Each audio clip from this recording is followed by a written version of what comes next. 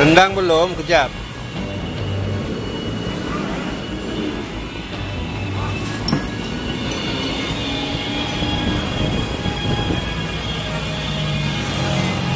Mana anak kucing itu?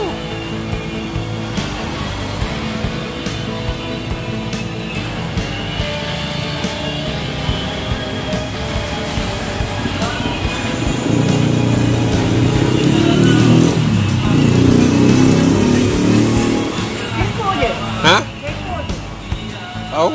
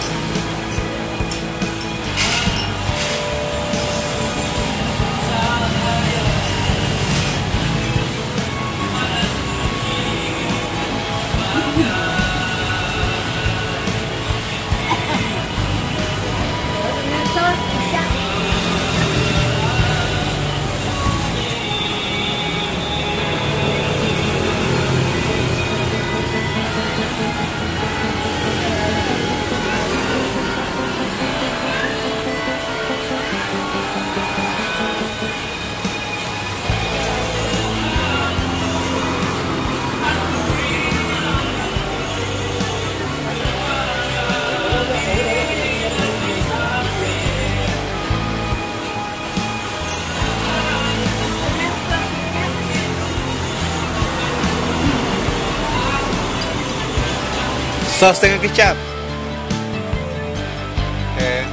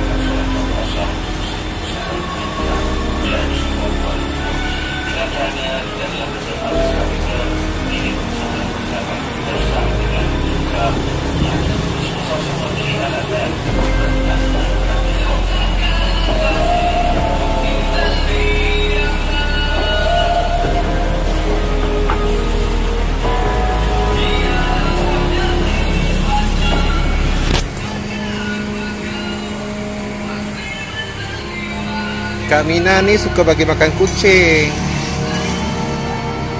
Dia sayang ke kucing, selalu bagi makan kucing.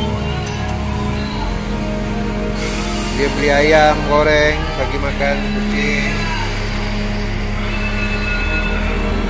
Nah, ya, bagi makan ini dia.